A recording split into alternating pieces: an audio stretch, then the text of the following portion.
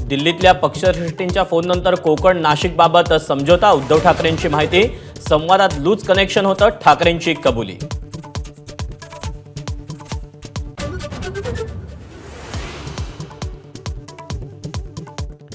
राज्यसभेसाठी राष्ट्रवादीकडून सुनेत्रा पवारांची उमेदवारी जवळपास निश्चित, सुनील तटकरे पत्रकार परिषदेत घोषणा करण्याची शक्यता।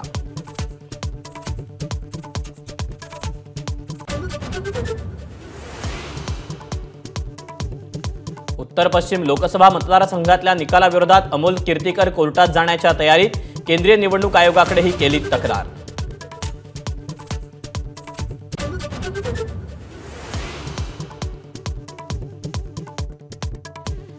निधी वाटपात महाराष्ट्रावर केंद्राचा अन्याय, मोदी सरकारकडून विकास निधी वाटपात राज्याला केवळ 8,000 कोटी, यूपी बिहारला मात्र घसघशीत निधी।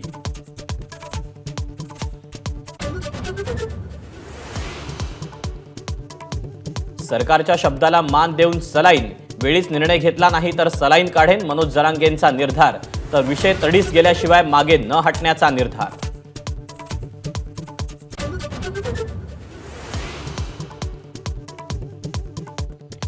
24 जून पासून 18व्या लोकसभेचं पहिलं अधिवेशन, 24 जून ते 3 जुलैपर्यंत अधिवेशन, तर 26 तारखेला होणार लोकसभा अध्यक्षांची निवड।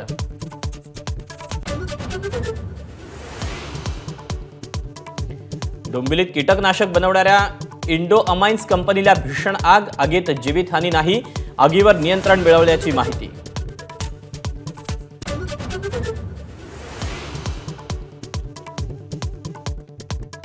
पुण्यातील ससूनमधील ब्लड रिपोर्ट फेरफार प्रकरणी पोलिसांकडून कसून तपास, अशफाकनं कोणाच्या सांगण्यावरून डॉक्टर तावलेंना कॉल केला याचा शोध सुरू।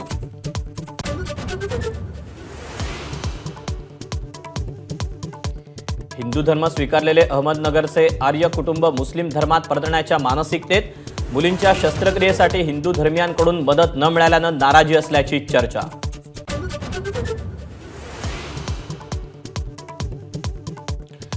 भारतीय विद्यापीठात आता वर्षातून 2 वेळा प्रवेश घेता येणार, परदेशी विद्यापीठाच्या धर्तीवर यूजीसी कडून हिरवा कंदील।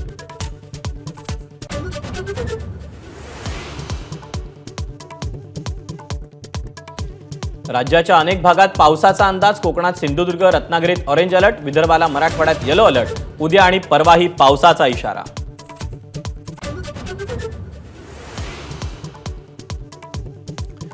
उपमुख्यमंत्री देवेंद्र फडणवीस यांच्या नागपुरातील घराची सुरक्षा वाढवली, विदर्भवाद्यांच्या स्मार्ट मीटर विरोधातील आंदोलनाच्या पार्श्वभूमीवर सुरक्षेत वाढ।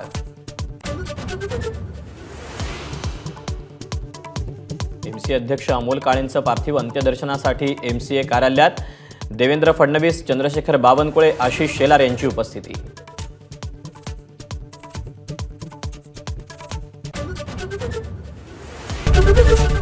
एबीपी माझा, उघडा डोळे बघा नीट।